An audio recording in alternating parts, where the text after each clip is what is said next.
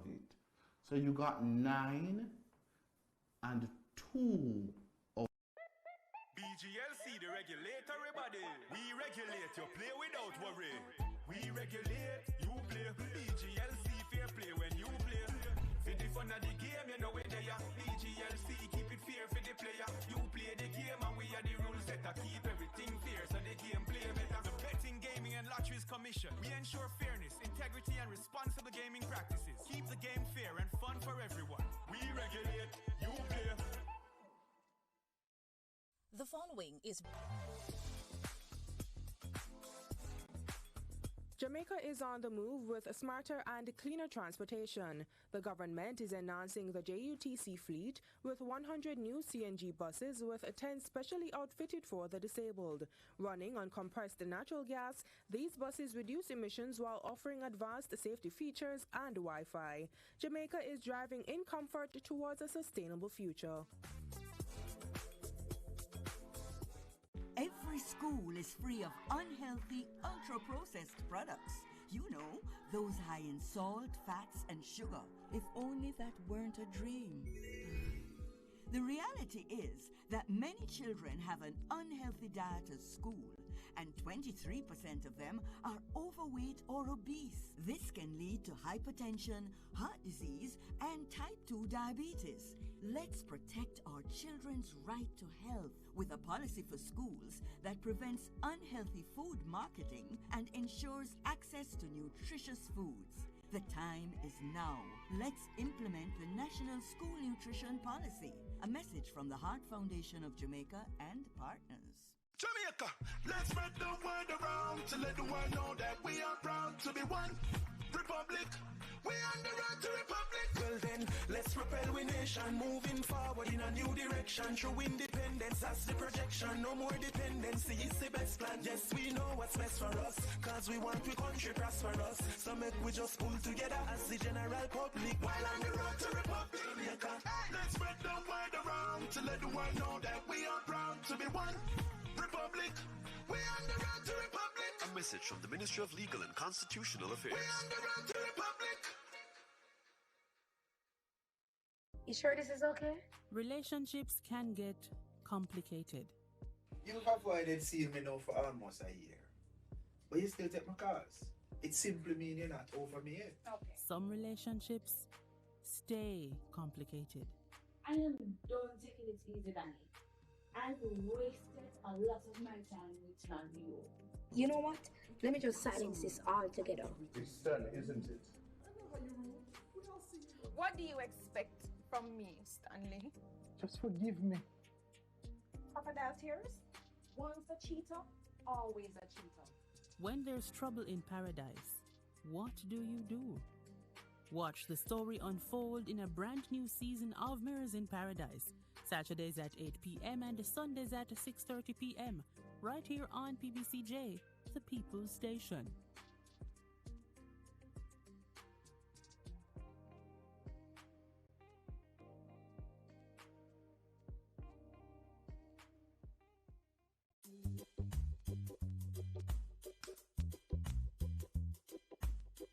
From seed to sail, Jamaica's future grows through innovation. Introducing Export Jamaica, a global market intelligence and compliance gateway that connects your effort with global opportunities and makes international trade easier, safer, and more convenient for Jamaican businesses. Powered by the Jamaica Trade Board Limited, Export Jamaica is designed to position your products competitively and guide you through international trade. Find high-demand international markets. Gain access to trade analytics that guide your business decisions. Identify and engage with potential buyers. Know your costs up front. Trade confidently. And keep your exports safe and secure. Through Export Jamaica, you can discover all there is to know about exporting and grow your business sustainably. From the processing of your goods, to packaging and shipping, to seeing your products reach international shelves and enjoyed by customers abroad, Export Jamaica provides the market intelligence and insights behind each step, helping you identify demand, understand export pathways, and unlock financial growth. Say hello to a prosperous future. Visit tradeboard.gov.jm/Export Jamaica to sign up today. Expanding Jamaica's reach, empowering our people.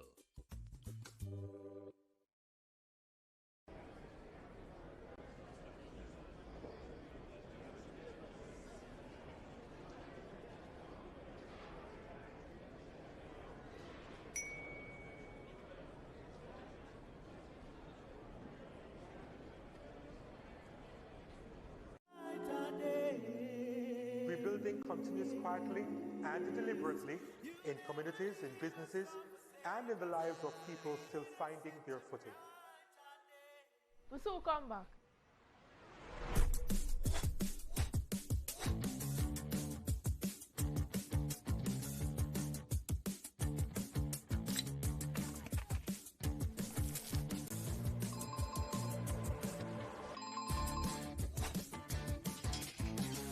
Where's the code? Okay guys, I used to do track and field, but I'm not in the football business anymore. I'm Sammy Bat. Yo, this Applemet News, me just got a call, season has start. Okay.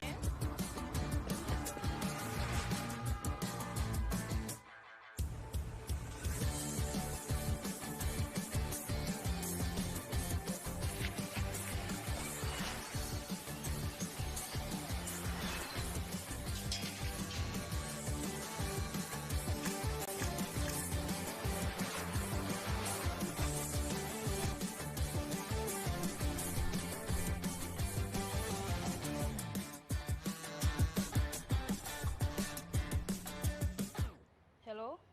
Where say, league start, or soon come?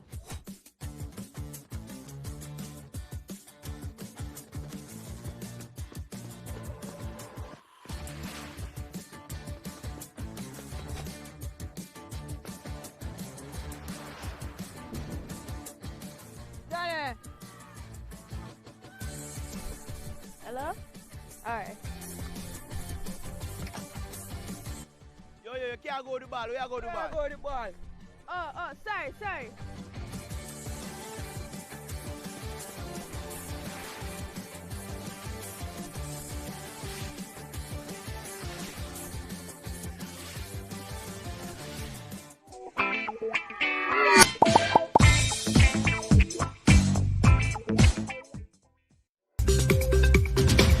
Starting with our very important guest today, Ambassador the Honorable Audrey Marks, Minister who is responsible for efficiency, innovation, and digital transformation. We also have Ambassador Rocky Mead, Permanent Secretary in the Office of the Prime Minister. We have Deputy Financial Secretary who should be joining us, Mrs. Hope Blake. The Chief Information Officer at the ICT Authority, Mrs. Anika Shuttleworth. Chief Technical Directors at OPM, there is Ms. Joaquin Murray here, and also Kerry Chambers. President of the Jamaica Chamber of Commerce, Mr. Emil Leiber, and the team from the Jamaica Chamber of Commerce. President of the American Chamber of Commerce of Jamaica, Mrs. Ann Dawn Young Sang. Barbara Hume from the Jamaica Bankers Association. Chairman of the Jamaica Developers Association, Mr. Dayton Wood, and directors, Mr. Reynolds Scott and Mr. Michael Lake. Vice President of the Jamaica Manufacturers and Exporters Association, Mr. Mark Frankson. All the members of staff from other government entities who are here, our wonderful members of the media, Jamaicans who are watching at home and abroad. Oh, how could I leave you out? Mr. Warren Vernon, who leads our NIDS team and NERA, right? Okay. Dr. Vernon is also here with us today. And I see other people have joined. It was a long list, and I think others have been added to it. As we go along, I will also acknowledge you. So today is special because we're going to have Ambassador Marks here with us. But as always, we start with a few things. This is budget season, and so I can't have a post-cabinet press briefing and not talk about the budget a little bit. Yesterday we had that very wonderful closing from Minister Williams, and I won't go too much into that, but I'll talk generally about some highlights, especially from last week, in terms of the Prime Minister's presentation. Some of it we've not talked enough about, and you can ask some questions on it, but hopefully in subsequent post-cabinet press briefings we can talk about some of these areas a bit more, because in cabinet we've really been detained by the budget in terms of our conversations at cabinet. So key in terms of the Prime Minister's announcements, and there were so many I can't go into all of them, was NARA, or National Reconstruction and Resilience Authority. And that will be the main body that will be responsible for not just building back in the West, but also ensuring that we have resilience across the country. If this hurricane had happened in Kingston, we would have had a different story. And so it's important that we be strategic in our response to Hurricane Melissa. So we're not just building what was there, building it back. We're ensuring that whatever we do, we have embedded resilience in it. And we're also embedding resilience around the country. And so that's why in his presentation, you saw all the lovely maps showing you where different things were happening. And it was just such a wonderful thing to see all of the transformative things happening across the country. And NARA is going to be moving that forward, and the bill was tabled for NARA. NARA is a very important entity, time-bound entity, and you will be hearing much more about NARA in subsequent post-cabinet press briefings. The Prime Minister also noted that similar to when we had our e-talk, and we also had our other oversight committees, that we now have JAMROC, which is the oversight committee that will be responsible for all of this reconstruction and resilience effort across Jamaica. And so that's real. JAMROC stands for the Jamaica Reconstruction and Resilience Oversight Committee. And so we are going to be looking forward to seeing that that committee in action, and you've already heard the chair. Peter Blair Henry is going to be the chair of that, an esteemed Jamaican, and we're very, very happy as government to have him. You'd have also heard about new ports in St. Thomas. You'd have heard of expansions in the port of Kingston. You also would have heard about the Black River Resilience and Relocation Plan, which is just absolutely amazing to see.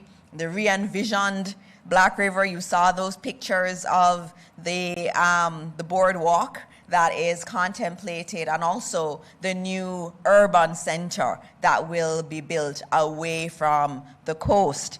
You also heard about the Montego Bay transformation projects, where we're going to be doing a lot of work to upgrade drainage across the system, and also new waterfront infrastructure. And in Falmouth, that was another one that was just completely transformative when the Prime Minister was talking about having the boating areas. You could envision it, you could see it. All over our country, we are going to be seeing wonderful new projects.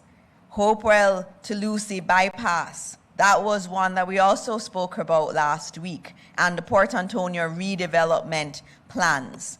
Everywhere in Jamaica, we are working as government to transform. So last week's budget presentation by the Prime Minister really was about setting the stage for a new Jamaica. He was laying out the vision for a new Jamaica. And he's made it very clear to all of us in cabinet that our role is to ensure that this happens. We're not an administration that just puts things on paper and writes it down. We actually do things and we make them happen. In terms of just a few things I need to remind our listeners about, in terms of housing, 41,000 houses that are planned to be developed, 41,000 housing solutions. Also, reductions in mortgage rates for important categories of workers, teachers, nurses, and security personnel. Also, the allocation for young people for NHT schemes has increased. It is going to be 20% of all NHT schemes being allocated to young people, and young people means under 35-year-olds. And there were some other things there for young people, including the LEAP program, which is the Learn, Earn, and Prosper program, which was really conceptualized by the Guild and the Student Association at UE and UTEC. And that's going to be a transformative program where our university students can be at school and get jobs in the public sector and private sector while still at school. And this was developed by them, which is why I'm especially happy about it.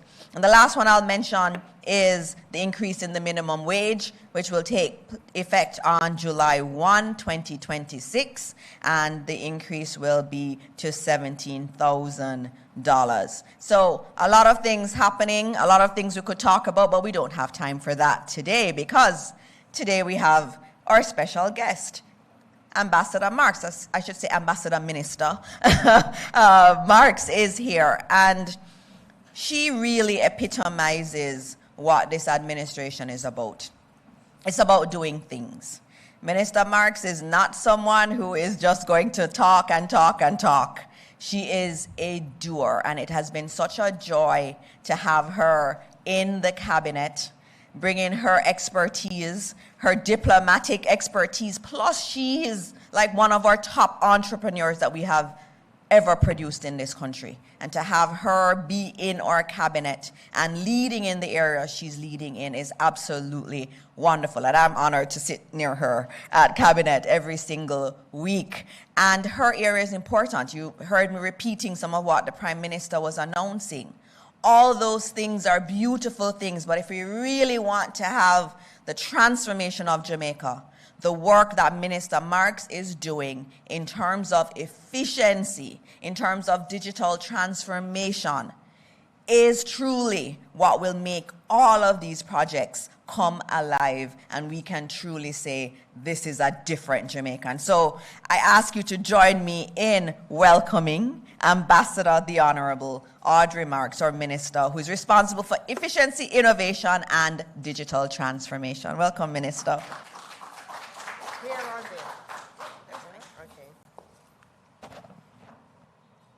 Thank you so much, Minister Dana Morris Dixon, and thank you for your very kind words. It's really a pleasure to be here this morning and to be speaking on this topic.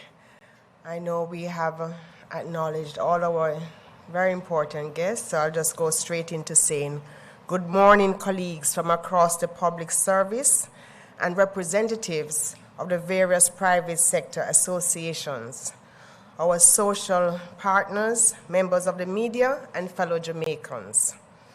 Today's launch of the Electronic Transactions Act and e-Transactions Policy as a national initiative represents another important and deliberate step in Jamaica's ongoing public sector transformation program.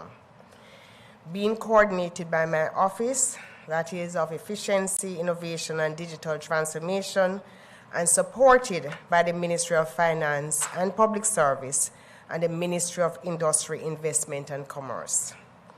As a team, we are committed to design and build a public service that is more efficient, more accountable, more customer-focused, and better equipped to meet the needs of a modern Jamaica.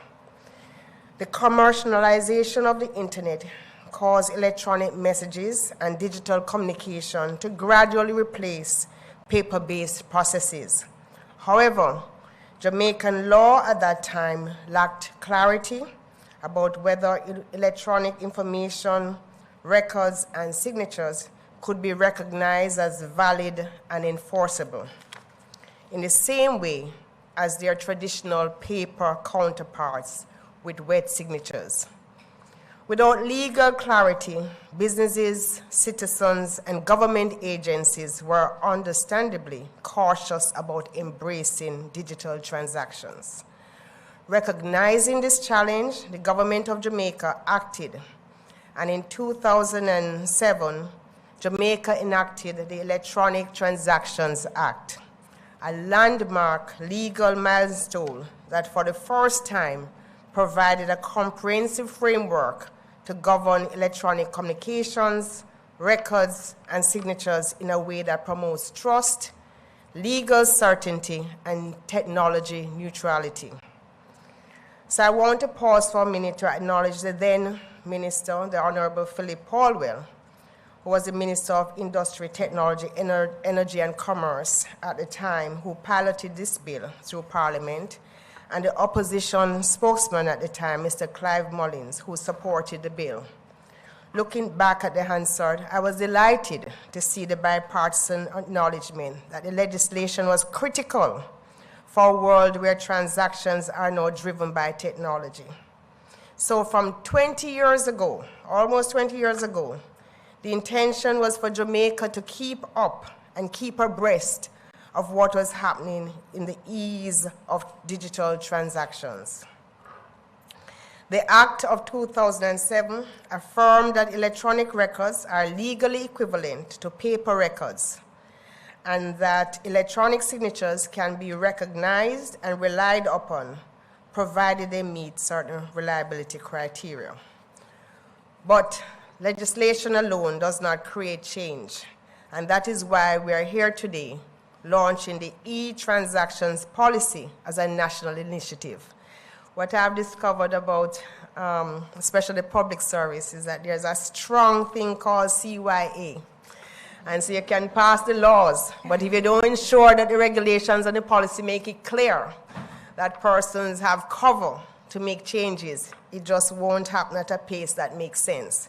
So I'm very happy, is Mr. Benjamin here, anybody from Finance Ministry, to see that today we have the electronic transactions policy that will guide the implementation of the Electronic Transactions Act. And I'm especially pleased that this policy is in place, because I remember last month when I asked for this policy, I was told that it would take 2 years. And I said, I think there's a miscommunication because I expect 2 weeks. And I'm very happy to see that the memo, got the memo, and it was done within 4 weeks. So it's a good compromise. Implementation and practical adoption are what transform legal frameworks into lived reality. Jamaica's national ICT strategy and digital government policy have emphasized the importance of moving public services online efficiently, securely, and with legal backing that citizens and businesses can trust.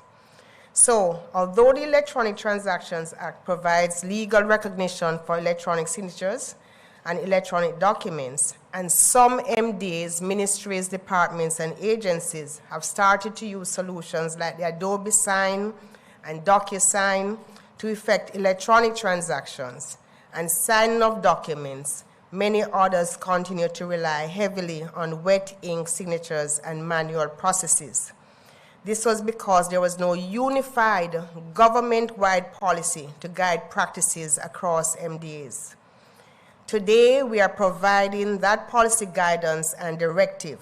The full implementation of the Act starts today.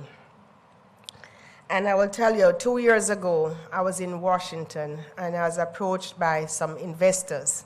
I got very excited about what they wanted to do because it would involve training and a lot of our potential engineers. And I flew down to have them come and go with me to JAMPRO. And then I heard all the difficulty of getting a company registered the same day or the next day and getting a bank account opened within one visit. And I said, this has to change. So I can't tell you how pleased I am to be here, to be moving this change forward. Thank you. And I'm also happy to see our Bankers Association represented, because as the government moves forward, this requirement of the banks that you must fly from wherever you are to get a wet signature, that has to go. So we are all going to be moving in the same direction. Because one I haven't gotten to you as yet, but a big pain point in this country is the banks not moving as fast as we need in this modern society. So we are going to do some work together. But today, we are implementing the electronic signature and the electronically signed records policy. This establishes that the government of Jamaica standard governing This establishes the government of Jamaica standard governing of the lawful, secure, and auditable use of electronic signatures and electronically signed records in the conduct of official business. In accordance with the Electronic Transactions Act, a signature or record shall not be denied legal effect solely because it is in an electronic form. The primary objectives of the policy are to establish a standardized, risk-based framework for the use of electronic signatures, promote authentication, integrity and accountability and auditability of electronic transactions, improve efficiency, business continuity, and reduce reliance on paper-based processes, ensure alignment with the Electronic Transactions Act and related legislative requirements. The policy, which will be made available by the Ministry of Finance and Public Service, categorizes electronic signature methods as follows: authenticated electronic signatures, low risk; digital signatures with multi-factor authentication, moderate risk; and certificate-based digital signatures, high risk. And Mrs. Shuttleworth is here to take us through what all those categories mean. But bottom line, we are accepting fully digital signatures. MDAs are required to classify transactions as low, moderate, or high risk to determine the required assurance levels, and heads of entities will assign our officers to oversee full implementation and compliance. Approvals within the authenticated Government of Jamaica information systems constitute valid electronic signatures where the system maintains a secure audit trail, and electronically signed documents must be preserved in accordance with legal retention schedules and must remain verifiable over time. MDAs must accept electronic signatures from suppliers, contractors, and citizens once the method used is not prohibited by law.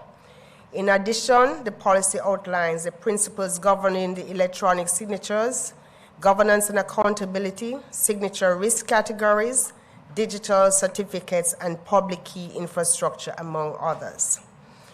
So that's the first point that I want to make. We now have a policy that will drive the full implementation, and it covers from A to Z in making sure the public service feels comfortable and covered to implement this act.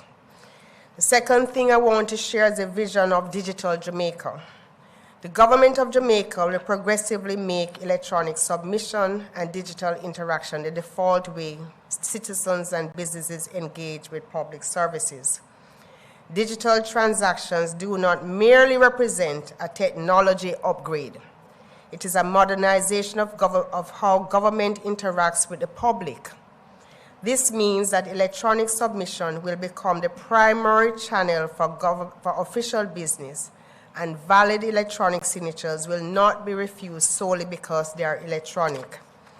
Digital Jamaica is being implemented through 3 structured phases. Focus on services that are digitally ready and high impact. Phase 2, focus on services requiring moderate system alignment. And phase 3, focus on structurally complex or legacy services. This ensures high-impact services move early where feasible, while more complex services transition responsibly. So far, under Phase 1, we have achieved the following to date. The ICTA, the Information Communications Technology Authority, has developed and is implementing Jamaica's public key infrastructure to support digital signatures and e-transactions. Mrs. Shuttleworth will speak more on that, but internally, the ICTA will be introducing digital signing for their purchase orders, and other MDAs will also issue purchase orders, should, if needed, and other MDAs are being urged to also introduce digital purchase orders. And if necessary, or if assistance is needed, please speak with the ICTA to utilize this technology for your operations. We have built into the National Identification System digital certificates that will enable authentication of identity when signing or completing electronic transactions. And Dr. Warren Vernon is here to speak on that. This is going to be a sea change in terms of even being able to open bank accounts and do other transactions. It really is going to just require one ID, not multiple IDs. People have to walk. I'm trying to get my insurance. And my own House of Parliament is telling me that I have to do my driver's license, passport, and birth certificate. Those days have to be over. One ID should be sufficient, and we are building in the back end to make sure it is secure and it can be trusted. So going forward, that is the next step that we will be really pushing hard, and we want all the support of not only the government offices, but the private sector. So I was very pleased to see all the private sector leaders here today, and you have already been acknowledged. The Court Administration Division is using a digital signature product, Sign Easy, on a pilot basis for documents that the courts sign. The ICT Authority integrated this digital signature product into the ticket management system to facilitate the bulk digital signing of warrants. A pilot was launched at the Kingston Traffic Court for bulk signing of warrants, which was successfully completed. It is now expected that the Courts Administration Division will be doing a full rollout of digital signing of traffic ticket warrants for the courts island-wide. Mrs. Mitzi Romont, Daly, you'll speak more on that shortly, but I must say that I am so pleased to see that, because over and over, persons have complained about the delays with the ticket system, and it's millions of dollars out there not being collected while, motorists are being stopped. But the system wasn't supporting the full processing of the tickets quickly. So I'm very happy that we are about to say that those delays are behind us with the rollout of the digital signing of warrants. Therefore, the aim of today's launch is to state as a national imperative the full adoption of digital and electronic signatures. These tools are more than a replacement for ink. They are enablers of efficiency, transparency, and accountability. With digital signatures, it is our plan that citizens can sign documents, can sign government forms and applications online without needing to travel to offices or exchange paper documents. Businesses can interact with government agencies faster, reducing processing times and administrative costs. Government agencies can automate workflows, reduce manual processing, and improve record keeping in ways that paper simply cannot match. Legal certainty is strengthened because electronic signatures that are authenticated and tamper-resistant provide a clear chain of accountability. Our public sector becomes more responsive, citizen-centric, and aligned with the way Jamaicans live and work in the digital age. In sectors such as taxation, land administration, procurement, and licensing, electronic signatures will reduce bottlenecks, cut down turnaround times, and enhance service delivery. Processes that once took days or weeks can now be completed in hours or even minutes. In closing, I want to share, especially for members in the diaspora and those doing international business, that the Electronic Transactions Act and the follow-on regulations have fully aligned Jamaica with global best practices, including principles found in the United Nations Commission on International Trade Law, Model Law on Electronic Commerce. These frameworks ensure that electronic transactions, digital contracts, and e-signatures are recognized not only domestically, but also in cross-border commerce. Jamaica's journey in promulgating the electronic transactions law and policy reflects a broader national vision. Digital Jamaica, sign, send, succeed. This is a vision of a digitally enabled society where legal certainty, technological innovation, and public service efficiently walk hand in hand. By embracing digital and electronic signatures, we are not only simplifying processes, but we are also building trust, enhancing governance, and unlocking opportunities for economic growth. Special thanks to the hard-working task force. And I don't know if we had heard the task force acknowledged earlier. Madam MC, you have the list somewhere there, and I'd like to acknowledge the task force before the end of the day of this thing. But let us continue this journey with purpose, collaboration, and a shared commitment to a more efficient, accessible, and modern public sector. Before I finish, I see Mr. Richard Goldburn. 2 years ago, when I had those investors here, and he's a lawyer that was handling the transaction, I got very mad at him. I said, what you're saying cannot be true. You're not doing your job. And so let me publicly apologize that you are doing your job and that we just needed to modernize some things in the government, and assure you that that is getting done. The next set of investors, it will be easier. Because we don't mind if you want to come and open 10 companies. It's okay. If everything is not in place, you will take your time, but we will open the companies, we will collect our fees, and then you can take your time and do the rest of what you need to do. But the process to open a bank account or to register a company to do business in Jamaica should not take more than 24 hours. And that's the direction that we are going in.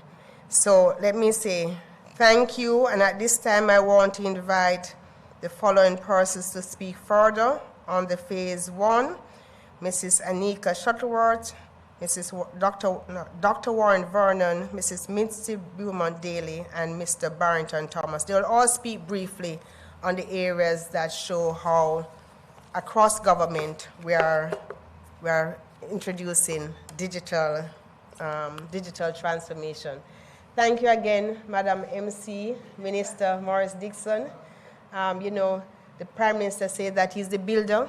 I'm trying to carve out a niche as the implementer.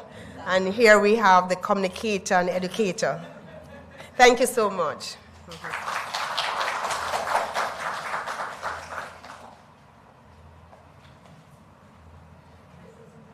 Sure.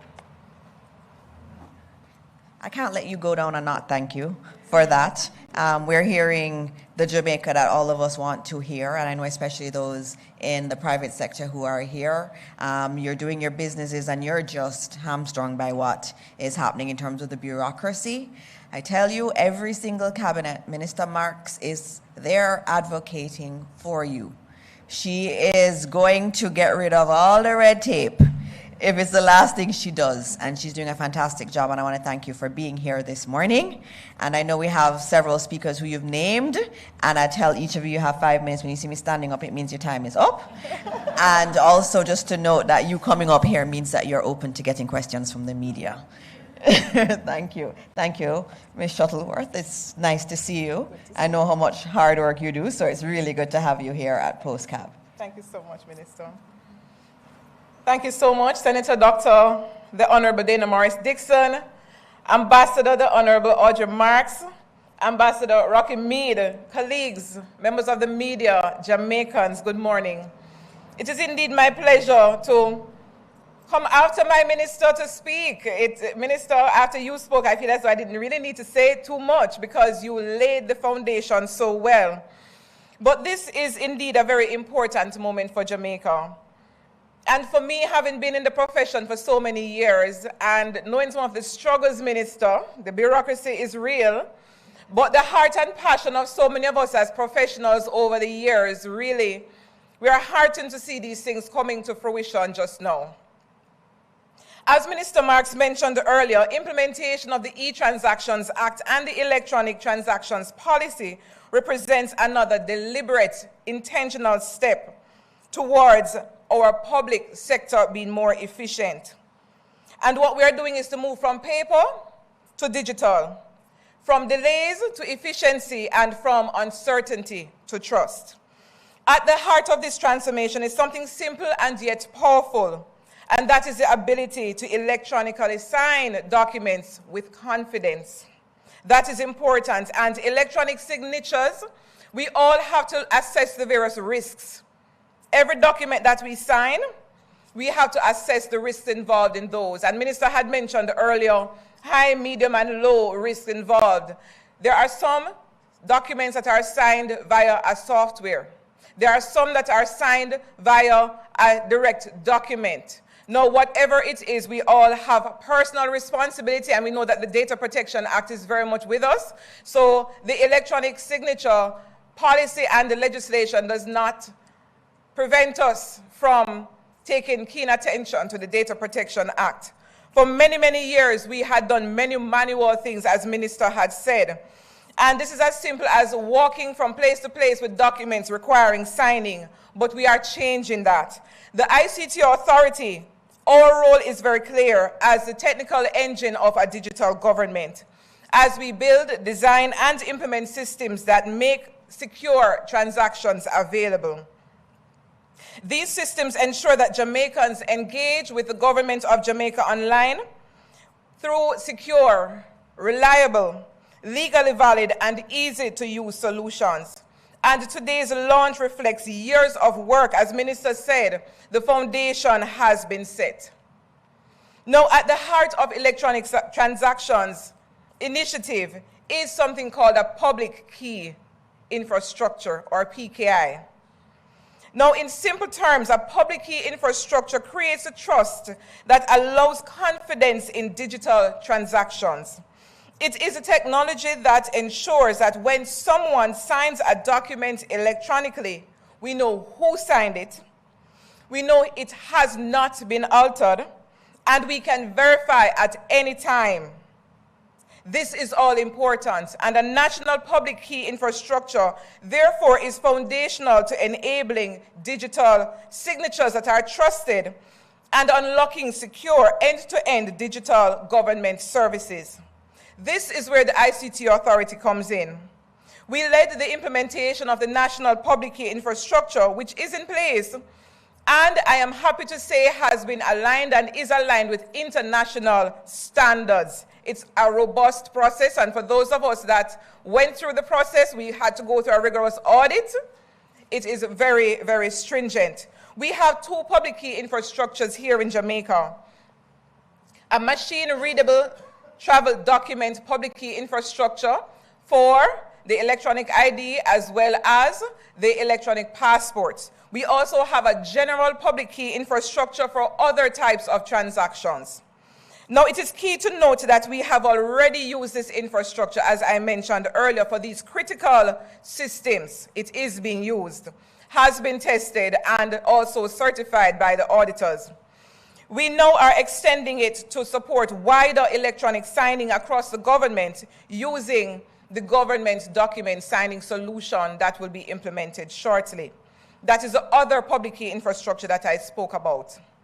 Now, let me bring this a little bit closer to home as we think about government citizen operations. One practical example, and Minister had mentioned it, is the signing of purchase orders. Not all of us in government have to sign purchase orders at a particular level. We know that process. That paper sits on somebody's desk. It moves from person to person. The person may be in a meeting. 2-3 days later, that it may be when the document is attended. Now imagine an opportunity for a more efficient process. Now, as ICT authority and certainly as a government, we will shortly be implementing signing of purchase orders as well. We believe holistically in demonstrating what we are talking about and encouraging others to do, Minister. It's not just about telling people, but we have to do it. Now, when you multiply one document across thousands of documents that have to go through that journey, you realize what I'm talking about. So with electronic signing, approvals can happen instantly. Documents are moved securely online, and audit trails are automatically created. That is critical. The results: faster procurement cycles, greater transparency, and a reduced administrative burden. Ultimately, what we are all about is improving how we serve this nation. Another example, which we will hear a little bit later from the Court Administration Division, I am proud to say, having been a part of the journey, and I see Mrs. Cameron Anglin here, with traffic ticketing for so many years, I recall, and I have to tell this story. Please bear with me for 2 more minutes. No, 1 second. In that, having been a part of the journey with traffic ticketing for such a long time, I recall years ago when we asked, why can't we sign warrants electronically? And we were told the law says you have to sign with paper. And this was 2008. Here we are in 2026, and we see this being brought to fruition. So this is indeed a proud moment for us as a country and certainly as the ICT authority. So there are indeed capabilities, and I will not steal the thunder of my colleague that will speak some more about those opportunities. But this is what digital transformation looks like in practice as we talk about these various examples. Now, whenever we speak about digital systems, I know one question comes up. Is it secure? We all ask that question. But the answer is yes. The public key infrastructure is designed with security in mind. All of these solutions are built with strong encryption, role-based access control. So this means that not anybody can just go and access these various solutions. Multi-factor authentication, and Minister had mentioned about being verifiable and traceable.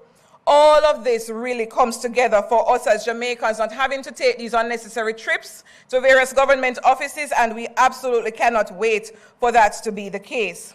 Colleagues and fellow Jamaicans, as I conclude, this is only the beginning. The infrastructure is in place, the policy is in effect, and the use cases are already delivering results, from law enforcement to identity and safeguarding our borders. Today is indeed a shift for us. Let us embrace this change, lead with confidence, and continue building a public service that truly works for the people. Thank you so much.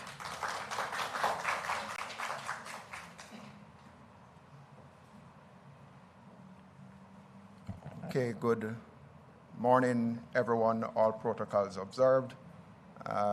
Going from what Minister said earlier, and in the interest of time.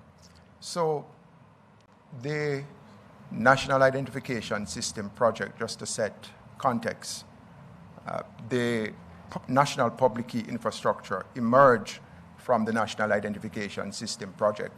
So the entire country is already benefiting from this implementation under the NIDS project, and we worked on this with the ICT authority. So it's important to share this with the country in terms of a benefit from that significant investment. To set the context for my presentation, I wish to describe electronic signature as a paperless method of authorization. It's a paperless way to say, I am in agreement with the content of a document, or I am in agreement with a message. That paperless method of authorization could be facilitated in a number of ways. Could be a click, could be a tap, could be a PIN, like your debit and credit card, could be using biometric. for authentication, and it could also be the use of cryptographic keys. Now, electronic signature. There's a form of electronic signature that I am interested in talking to you about, and that's a digital signature. The digital signature is the most secure form of electronic signature. And I'm pleased to say that Jamaica has the infrastructure to support digital signature that was implemented under the National Identification System project. So we have integrated digital signature into the National Identification Card framework. So when then the best way to view this, it's similar to, and I'm seeing Ms. Barbara Hume from the banking sector, who worked very hard with us on the implementation of the National Identification Card. But I'm picking on the banking sector just to explain briefly when we talk about digital signature. Without showing the details of my credit card, there is a processor, we call it a mini computer, that is on your modern credit and debit card. Similarly, for the National Identification Card, the National Identification Card has integrated into the card a processor also. So your National Identification Card is basically a mini computer in your wallet, a powerful mini computer in your wallet. And we designed this tool.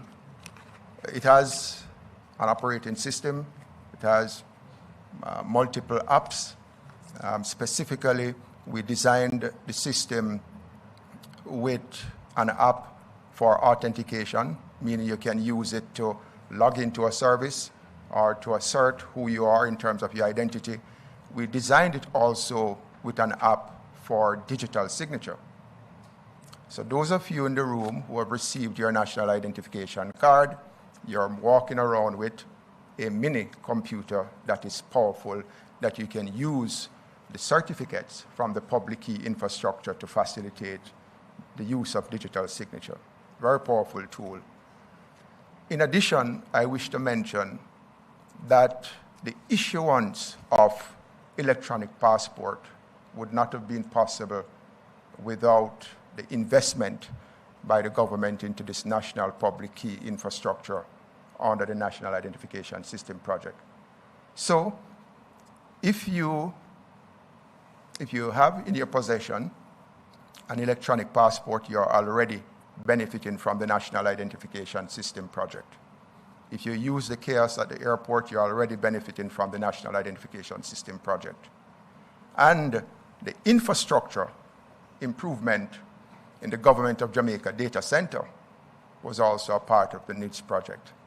So I wish to point out that the National Identification Card is e-transaction ready, Minister. Persons with a national ID card may use it to do so. We encourage the financial sector, we encourage government entities to start building applications to interface with this, to leverage the libraries that are available so persons can get the maximum value from this important tool. So as we move forward, we're looking forward to see, as Minister mentioned, more applications, more tools, more services that are open to the people 24/7. In other words, government must be open to the people 24/7. And you can only facilitate this with the use of digital services. So I thank you. I want to thank Mrs. Shuttleworth and also Dr. Vernon for their words. I can tell you they are some of the most committed individuals you will ever find in the public service, and their teams are extremely committed also. And so I want to thank both of you. And we move along. I had a different name, but you can introduce yourself and do your 5 minutes. Good morning. Morning all. I'm Mitzi Beaumont Daly, and I'm the senior judge of the parish court, and I'm assigned to the traffic court Kingston and St. Andrew. I stand on the protocols previously established. It is a privilege to participate in this national launch of the Electronic Transaction Act and the e-transaction policy. Today represents a defining moment in our collective journey toward a modern, efficient, and technology-enabled justice system, one that is better aligned with the needs and expectations of the citizens we serve. The judiciary is especially pleased to be represented here today, not only as a stakeholder, but as a pioneer.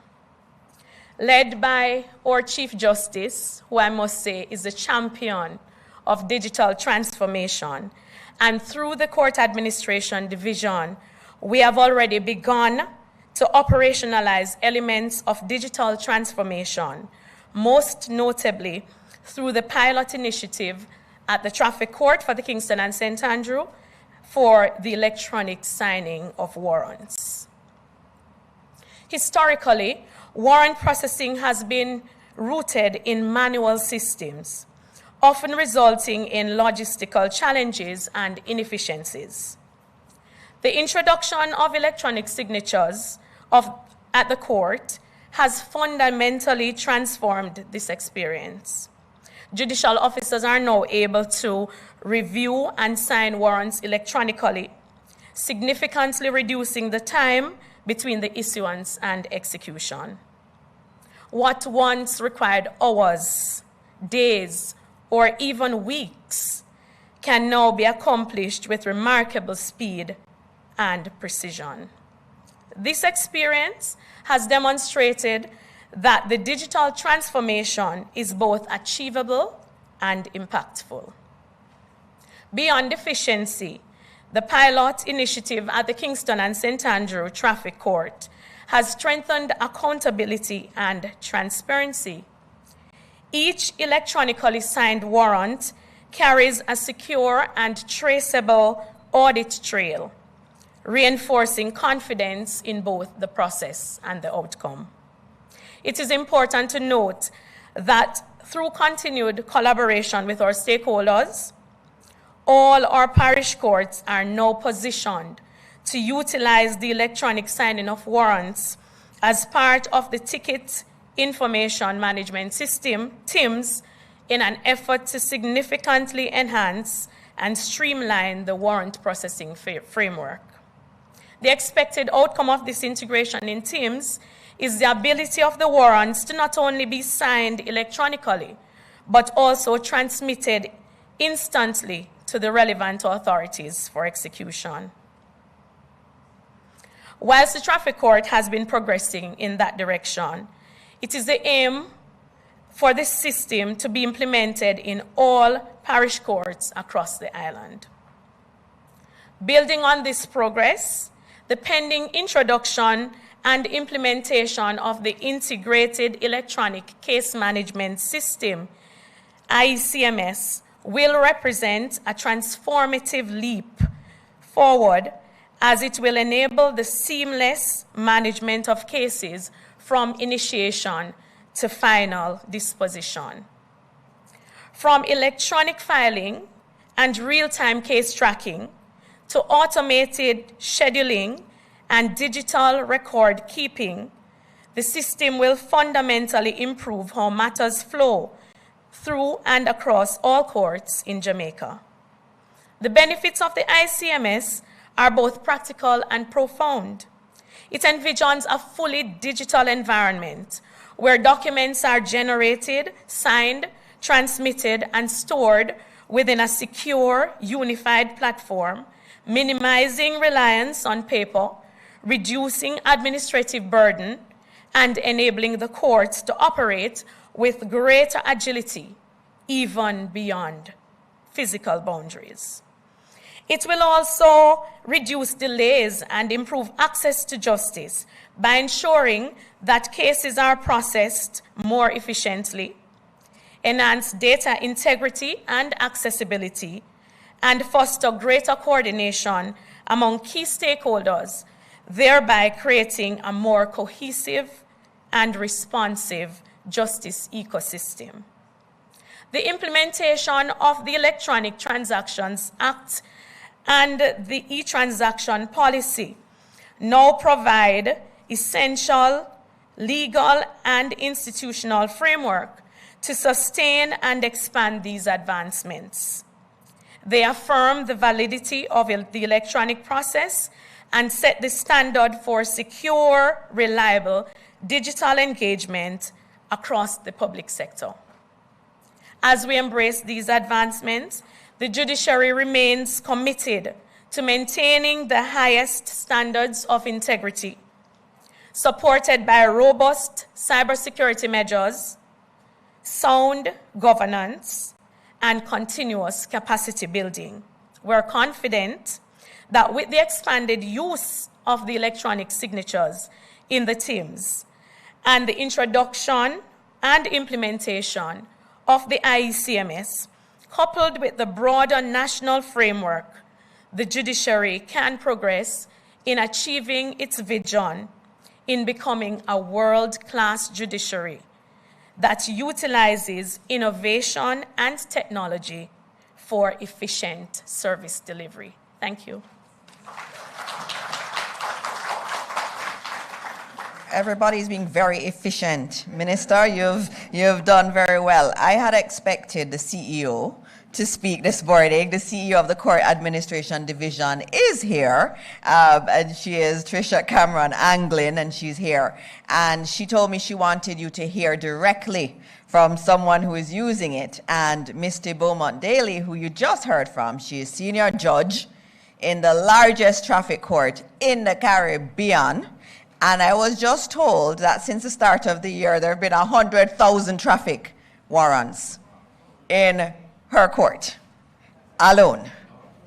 That's a lot. And I also was told that 70% of the backlog in our court system is related to traffic matters. And so what's happening here is absolutely important when we're talking about efficiency in the government system. And I think it's also beautiful to show how we have joined up elements of the entire governance framework. So you have the court actually changing out their systems so that they can then receive what is happening through NERA and through the ICT authority in the digital warrant so that they can accept it. It is just beautiful to see. This is what joined up governance looks like, and we're going to continue along that. I hear it's being rolled out into St. Catherine soon, following the example of Kingston and St. Andrew. And so, again, congratulations, Minister. Congratulations, team, the court team too, who are just pioneers in digital transformation. All right, the last person up is from the Ministry of Finance and the Public Service. We have to have them as a part of these conversations. It's Mr. Barrington Thomas, who is Principal Director for Accounting and Financial Policy. Welcome. Thank you, Minister. And all previous protocols still observed. Good morning, all. And I promise you my time here will be as similar to my height. Now, I just want to commend Minister Marks. She's a very critical person and a nice person to work with. She means results. And I really sat in a meeting with her and heard when she said that this policy needs to be out in 2 weeks. And I'm saying this is fire. But it's a critical fire that needs to go out. And based on that, and we really see government entities working together to pull something off, which is very critical for nation building, for ease of doing business, for just efficiency. And I am really privileged to say that the Ministry of Finance, you may be wondering, why does Ministry of Finance want to lead on electronic signatures? They're not IT people. But the financial risk is great. And under the auspices of public financial management, ensuring that the use of electronic signature is done in a lawful manner is a very critical component that the Ministry of Finance wants to ensure that we play a major role.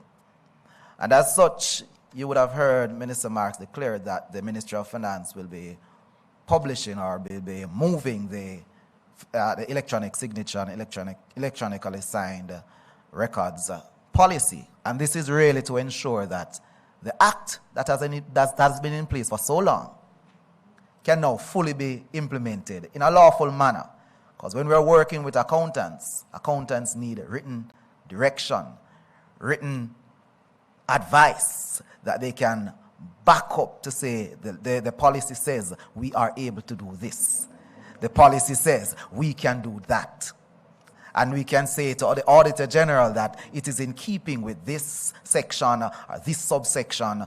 And as such, the Ministry of Finance sees it fit to ensure that a policy is in place to ensure that the law is implemented, the electronic signature is implemented in accordance to the law.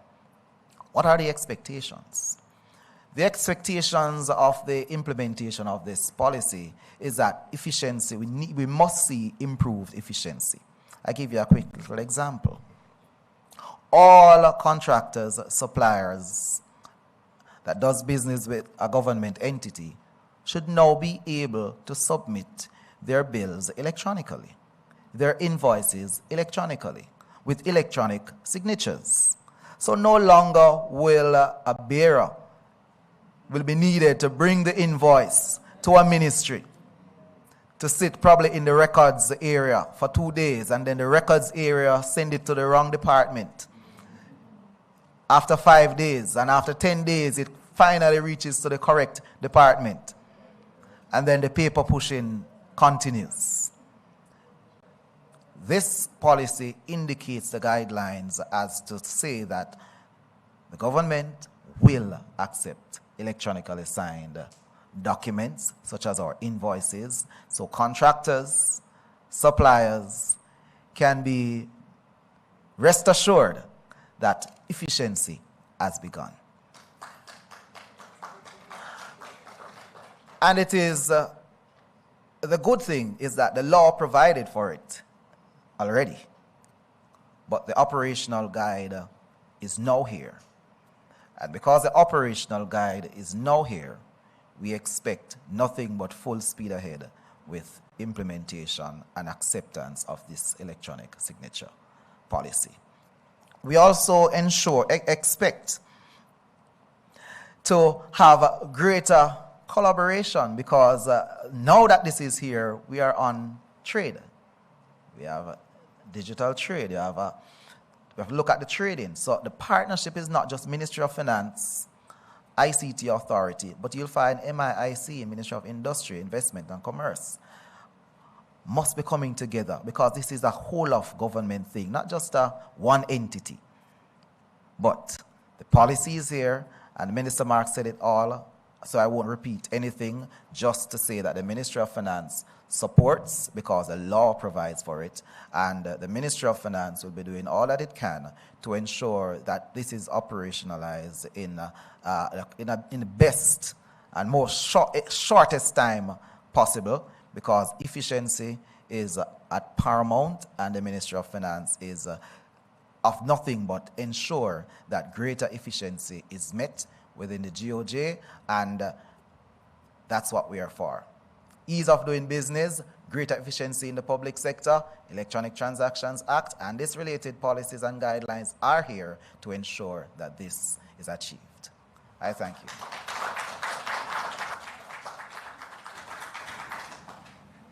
Thank you very much. And you hear, everybody is on board. It's right across government. And again, Minister Marks had asked me to acknowledge the members of the task force. And they are Mrs. Anika Shuttleworth, who you heard from, the CIO at the ICT Authority. There's also Ms. Joaquin Murray, who is the CTD in OPM. There's also Mrs. Hope Blake, the Deputy Financial Secretary. We also have Mr. Barrington Thomas, who you just also heard from the Ministry of Finance. There is also from our Transformation Implementation Unit at the Ministry of Finance, Mrs. Maria Thompson Walters and Mr. Richard Panton. And then we also have a rep from the Ministry of Industry, Investment and Commerce, Ms. Shamela Moses. And also we have Mr. Mario Thomas from the team with Minister Marks. And so that's the committee that has worked so hard to deliver this. This is something that Cabinet has wanted for some time. And Minister Marks, congratulations to you on delivering on it, and we are extremely happy. I'm going to go to the questions now. We have members of the media here who will be asking their questions. All right. And while persons are getting ready to ask questions, I just want to take this opportunity, Minister, to give an update on the staggered implementation of the Flexi-work program. The last time that I had a press conference to announce the implementation of another act that was sitting around for a while was about a month ago, when we implemented the staggered, the Flexi-work program as a national imperative in the government service. And I'm pleased to say that we are not just announcing implementation, we are actively monitoring to ensure that what we say will be implemented is being implemented, and implemented at a pace. So please, and PS, I thank you for your support in all of this, and the Cabinet Secretary also, because I was able to get the update that the staggered working arrangements, which is phase 1, the policy paper went out across all the government sector, public sector, on February 2nd.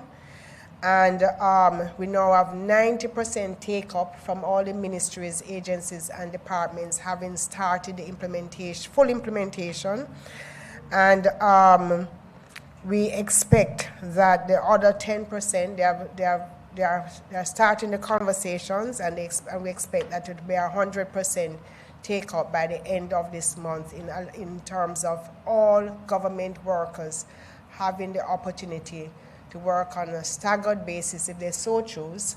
And as you know, this is our first step as we then move towards virtual work and 4-day work week.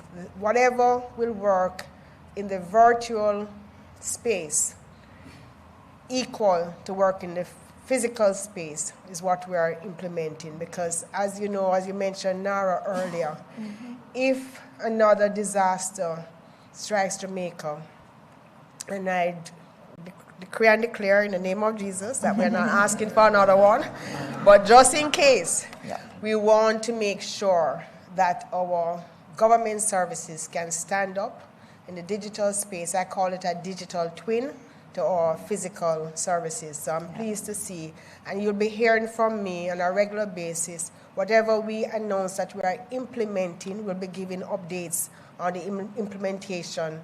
You will be seeing it, but I also will give updates as we monitor implementation across the government. Thank you, Minister. All right. All right, so we have our first question. Good morning, everyone. Audio guys told me I shouldn't whisper, so right.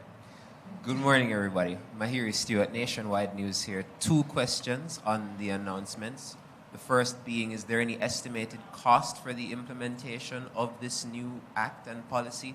And secondly, as you spoke about disasters, how much do you think this implementation of this policy will help the country if we are to be in another situation of a natural disaster? All right, so let me say there's no new cost. This 19 years ago, this act was passed.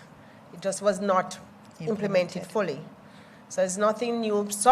Many agencies have started to use maybe DocuSign or one of the other Adobe Sign, but it wasn't a streamlined, full government implementation. So what we are doing now is doing that process. In fact, last year, I had an early, when I came home and had my orientation, I had a meeting with Mr. Alok Jain and Ms. Merle Donaldson from the Prime Minister's office, and they pointed out a number of legislation that was passed, that were passed over the past number of years, some up to 20 years ago like this one, that we had not fully implemented. So as a first step, what I'm doing is making sure we implement the legislations that are on the books that will allow us greater efficiency in government services. And the next step is that we are going to develop new laws that will also facilitate more efficiencies in the government space. So what you will have is actually a cost benefit, not a cost in terms of any additional cost to the government. But we are going to, from the efficiencies that we will see from going more digital, we'll have savings, not more cost. In terms of, I said it a while ago, that we are using the lessons coming out of Melissa, as Minister said earlier. If this had passed through Kingston, the way that it hit St. Elizabeth or Westmoreland, government services would have been down for a while. So we were given our warning. So what I'm working on is literally to create a digital twin of government services so that if the physical areas are down, we can have the resilience of the digital services by building out the virtual cloud and the digital infrastructure. All right. So we should not have a situation where we cannot be doing services because of a disaster. Morning, everyone. I'm Jamila Maitland from TVJ. Minister, what is the timeline for the full implementation or adoption of the policy across government agencies? And you mentioned that a few of the government services like taxation, land, and some of the representatives are here. Are we to assume that this is where government is prioritizing first? And I'll just roll in one more.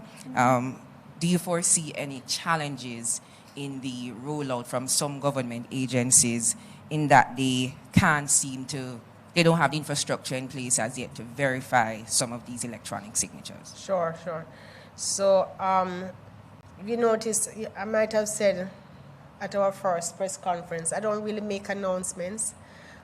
Whenever we are doing any launch, it is really to talk about implementation, which would mean that would have gone through a process to make sure it is working and that it is there are pilots around and that we know it is, it's literally being rolled out. So when we do a launch to talk about the full implementation as a national imperative, it is already working, already in train.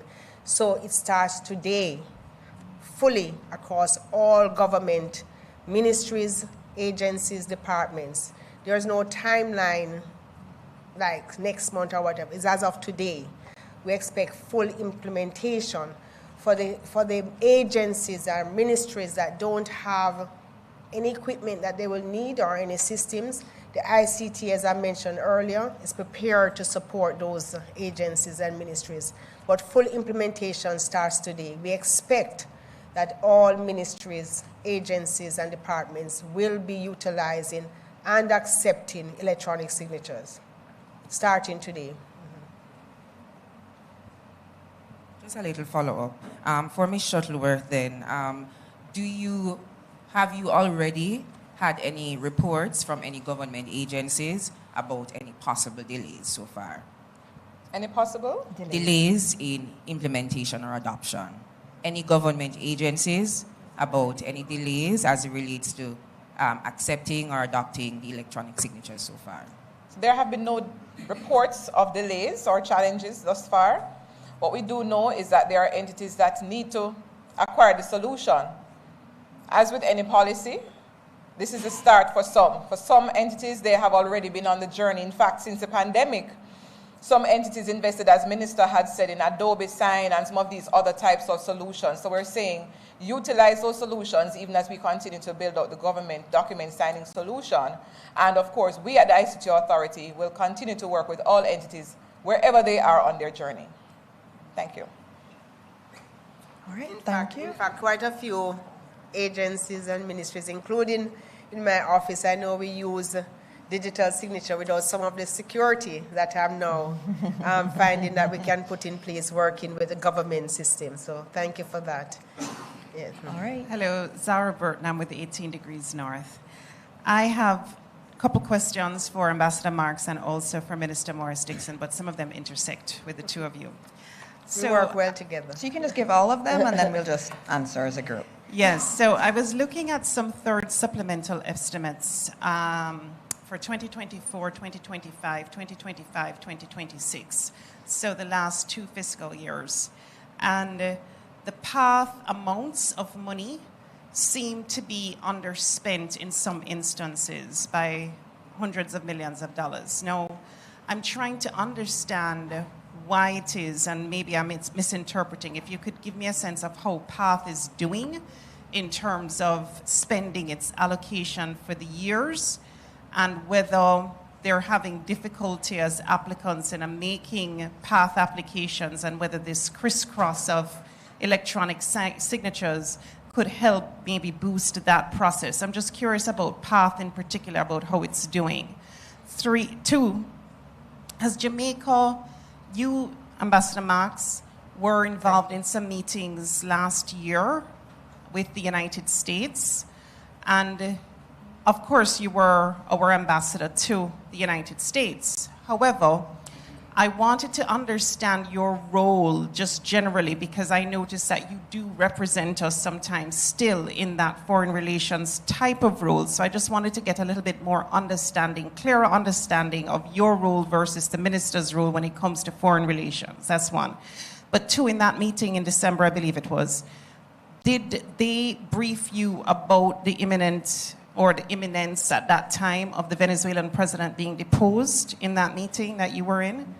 And also, have we, Jamaica, paid back Venezuela for its stake in the refinery that we had put in escrow, the billions that we had put in escrow for that?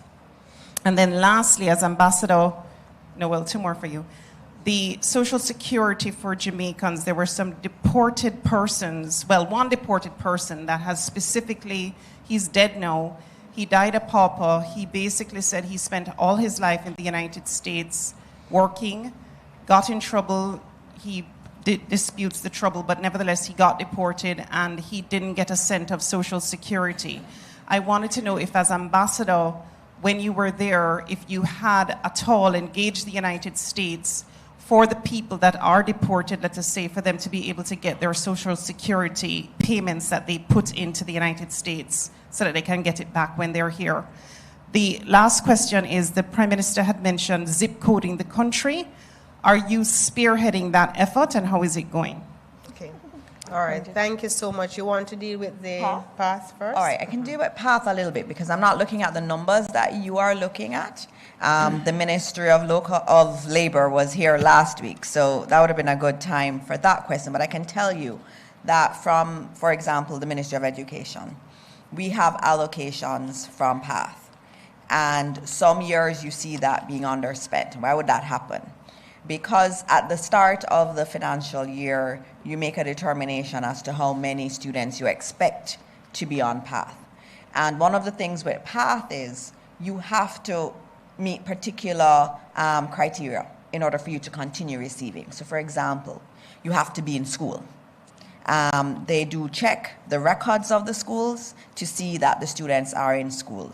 And so that we have noted in previous years that sometimes the number that we would have started out the year expecting, when the actual audit is done, that it is actually a different number. And so you may see some underspend there. I'm talking about from the education standpoint that I know about.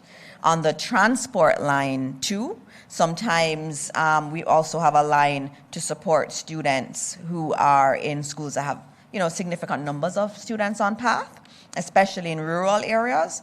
And what happens sometimes is, there is a mismatch between when the bills come in versus when the financial year is supposed to end. But that's really why you would see that under spend in terms of education. But in terms of the bigger PATH allocation, I'd have to ask the Ministry of Labor to opine on that and give you that information.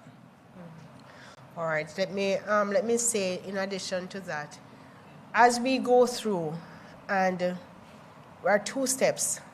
One is to look at the processes, all the processes that are going on now in various departments, in their various ministries, and looking at how we can cut those steps down to, instead of 10, to 2 steps. And the second is how we can use technology that is available today to fast forward, to accelerate that process. And so we expect to be working with Ministry of Labor to also digitalize quite a bit of their back-end processes. And so we'll speak more about that at another meeting. Now, if you notice, there are 2 titles that you keep for life. General, like General Meade here, and ambassador. So once an ambassador, always an ambassador. You keep that title. So, I spent 10, 12, about 13 years in service as an ambassador to Washington, to the United States. So whenever I'm called on to support the foreign ministry, even while in this position, it is my pleasure to do so, because sometimes, just from the experience and the relationships that you'd have built over time, it is useful to be in the room. I had the great privilege to have worked across both the Democratic and Republican administrations, 3 different presidents, twice now with President Trump.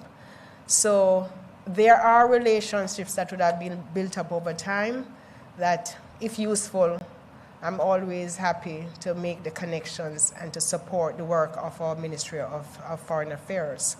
The meeting in December, no, they did not discuss with us at all any plans to do with the Venezuela intervention. We spoke more about the national security imperatives for the region. And my hard push is to, we had come up with a policy some years ago called Plan Secure Jamaica that required certain specific support from the United States.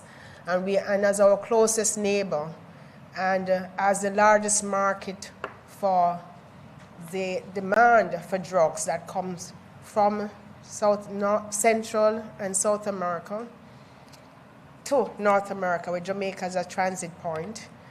The United States is the largest market for the demand for drugs, and they are the largest supplier of the guns that leave North America, comes through this northern Caribbean area, Haiti, etc., and then head back to Latin America. So we are caught in the middle. We suffer the most from this traffic, and we're neither a supplier of guns, we don't build guns here, and we don't grow cocaine here, so we have to do aggressive lobbying to support our own initiatives to lower crime, to work with the U.S. to stop the flow of drugs and guns through our country. And we continue to push those in the meetings that we have in terms of having a stronger coordination in the fight against the drug trade in the region. And that's the focus that we have. On the last point was... And also, oh, yes. So I'm so excited about that. I will tell you, it's the strangest thing. About 4 years ago, a gentleman called me when I was ambassador and said, I'm trying to get the government to accept a new software that I've developed where we can do, we can use Google, the Google codes, and map out everywhere in Jamaica, give every Jamaican use the coordinates to do every Jamaican lot. You can give an address, every home, every business. We are trying to get through to the Ministry of National Security, but we are not getting a response. And as another thing that don't change, as an entrepreneur, always an entrepreneur, I said, why are you giving away such a brilliant idea? Form a business. And I spent about a couple, months kind of just mentoring the persons to say, this is a great business idea. You could help transform the developing world that don't have, postal codes. And then we fell out of contact until this year. I heard back from, it's called YASO, And I love that name. Yasso, this is where the address is.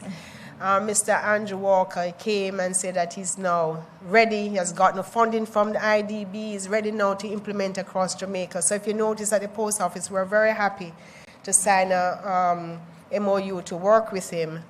And they have their drones out now doing the mapping of Jamaica so that every house in Jamaica will be able to have an address. And you know, I'm a country girl from way up in the hills of a place called Dressiki. I'm going to have an address in my little area. So it is ongoing, and I'm excited about it. And we'll all be seeing that deliveries will be made much easier. In another 6 months, you should see it fully operational in terms of persons being able to get their deliveries with their digital addresses, which I also want to take a little further. Although it's a digital address, I want us to print those signs, and they are going to look more like the ones in London. It's the coordinates, but you're going to have your own address that match back to the digital coordinates that Google recognizes, and it will be an international recognition of that address. Competitive bidding?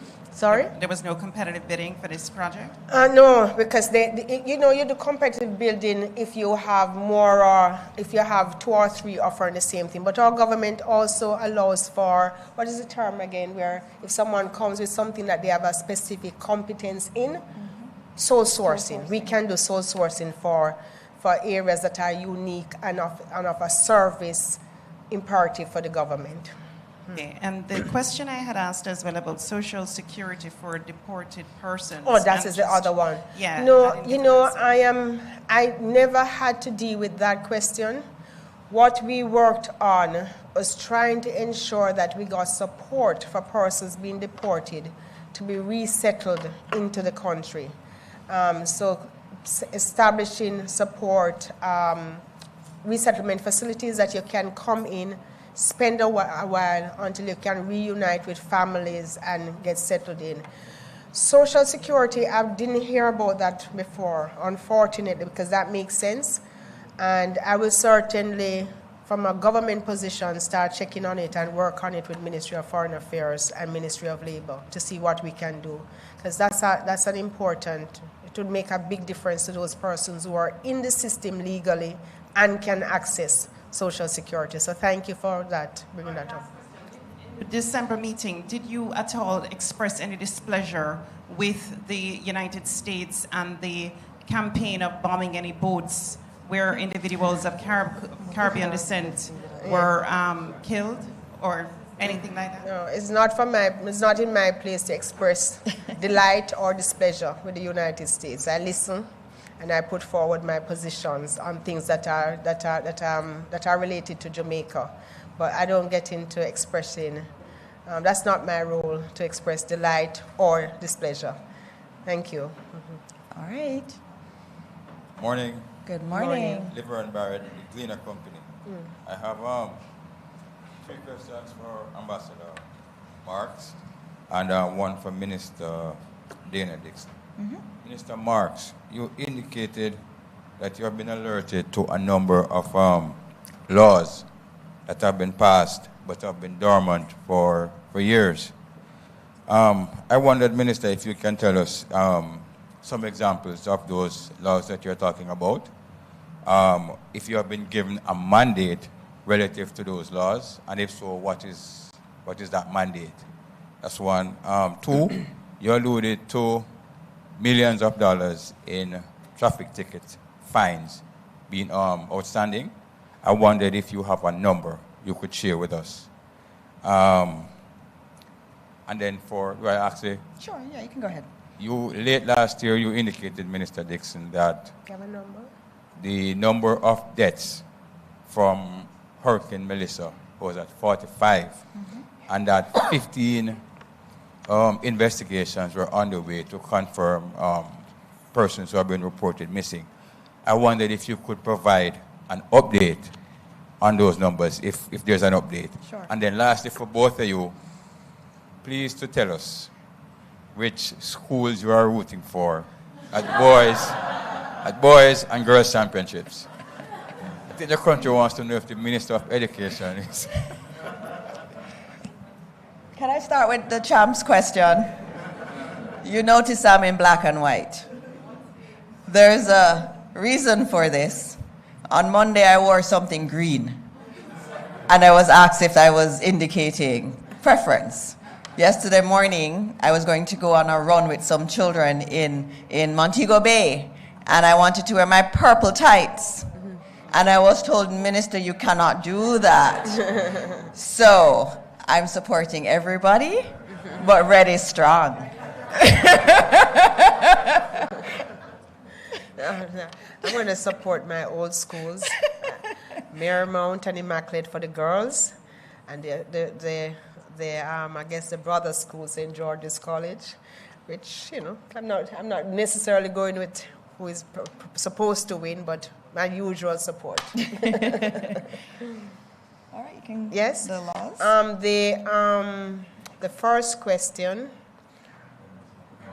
Laws. The laws, yes. Yeah. I don't have. So we were having a briefing, and the laws were mentioned. I have a gentleman right around the back there, Mario. He's researching those, all of those laws that are on the books now. I don't have them that I can share with you.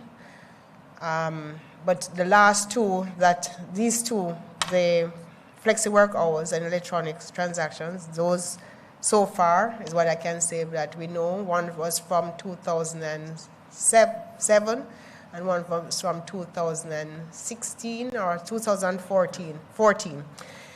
We have some others. We are going through, I just don't remember them, but I will, the next briefing, I'll come prepared with all the laws that we are going through. And the important thing is to know that we have been, as a country, as a government, successive government, we have seen where we need to update our laws, and that is a continuous process. What we have to do at the same time is not just put the laws in place, but to implement as soon as possible. And so both for laws that were done before and for some that we are doing now, you're going to see much more implementation, especially for those that impact efficiency. But let me hear you said the school question threw me a bit. Let me hear It was the traffic tickets? Let me hear. Traffic the traffic tickets. tickets. Madam, do you have you don't know the numbers for the amounts? I used to, I don't remember. Do you know the numbers for what is? We're calculating that we'll be able to provide that. No, we can't get it to you. Okay. Just give us until April. They will provide it. The court administration division will provide you with the exact numbers. But I remember at a point was over 400 million. Yes, so it was a lot. It was a big money. So as we speed that process, both for the drivers to just get that off their record and for the government revenues, it would be a good thing.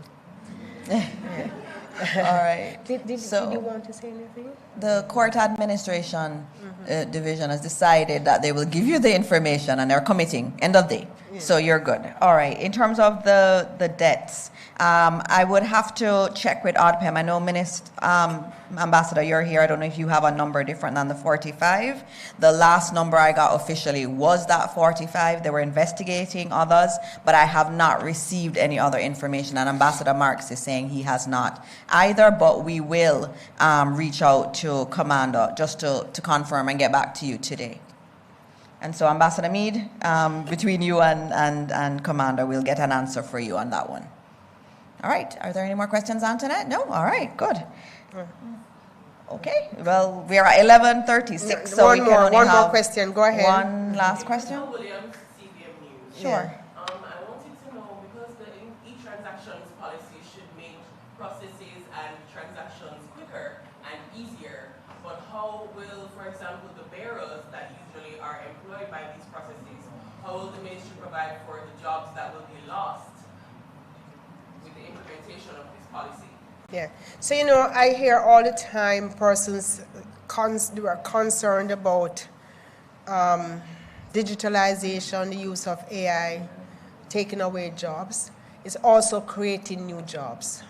So I would encourage the ministries to redeploy persons who used to be bearers into other roles. And that's what usually happens. As systems change, we need to upskill persons to operate in other areas. And that is what I expect will happen. We're not looking at terminations. We're looking at greater productivity and upskilling across the public service.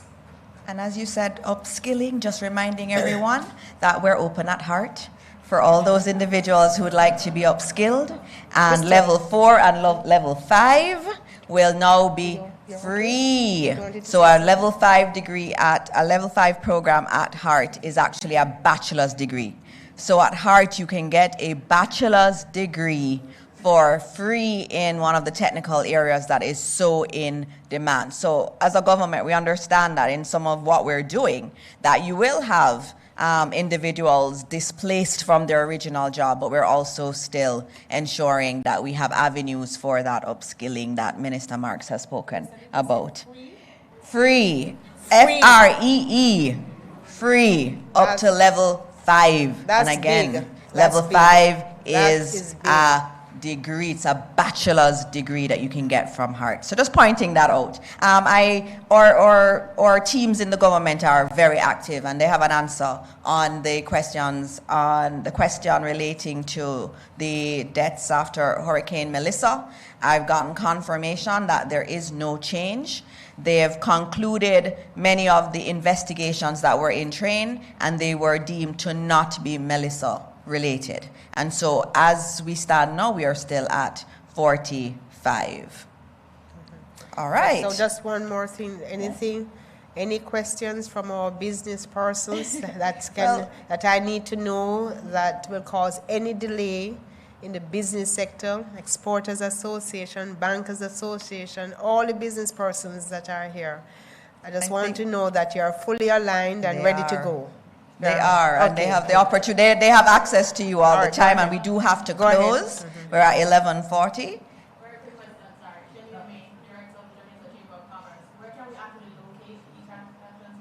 Okay. Yes. I fear that I will go to the stamp office, I will go to another government office and say, we know nothing about this. So Mr. Thomas? No, go ahead, Mr. Thomas. Just answer that question for me. The policy is at the stage of approval and ready for implementation. The Ministry of Finance will be tasked with dispatching that policy as soon as it is ready. So that's today. You'll be dispatching the policy today.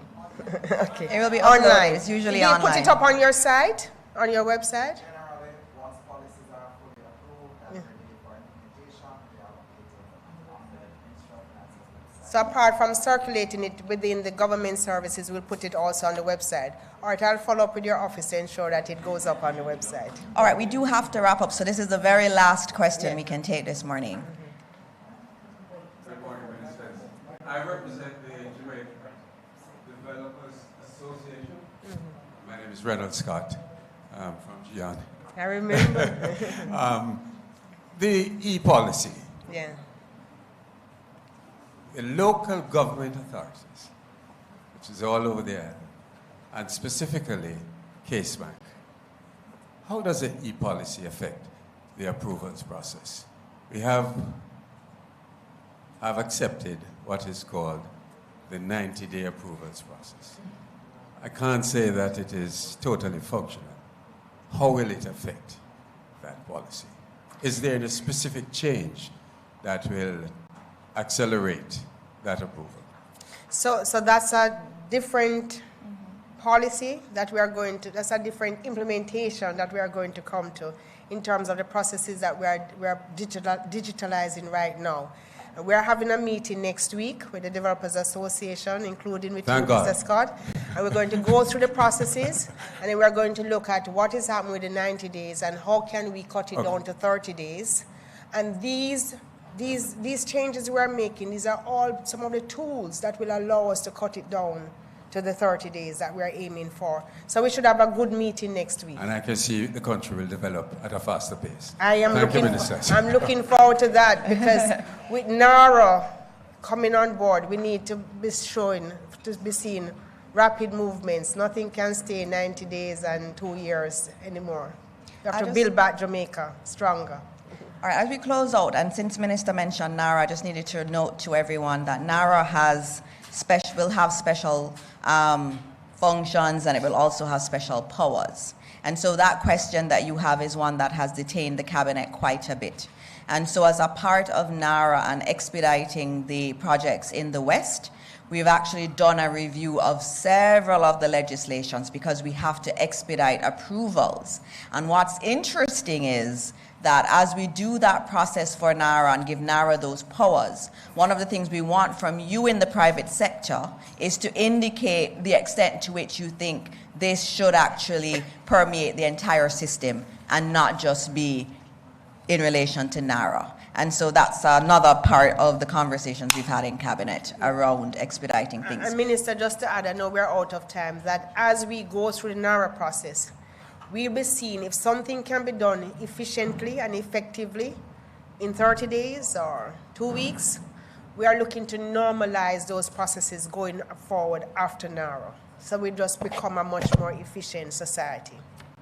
All right, and we're at 11:43 a.m., so I have to thank you all for being here this morning. I want to thank you, Minister, for being here. I see TVJ wrapping up because they have 12 o'clock news to get the footage too, and we're late for the news cycle. But I thank you all for being here. This was very, very important to hear what is happening.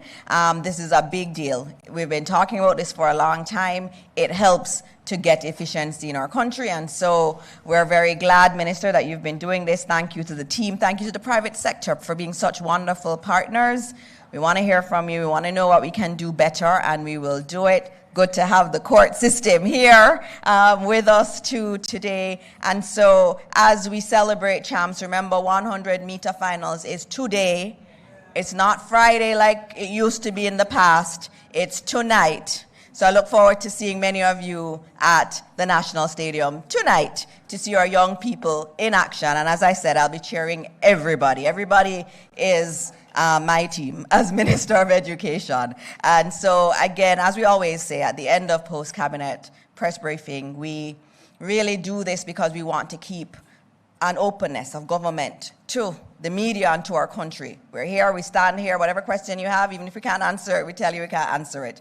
But we stand here and we bring ourselves as government to be accountable to everybody. And so as we end, I say as always, God bless Jamaica, land we love, and I see you next time, and enjoy champs this weekend. Thank you all.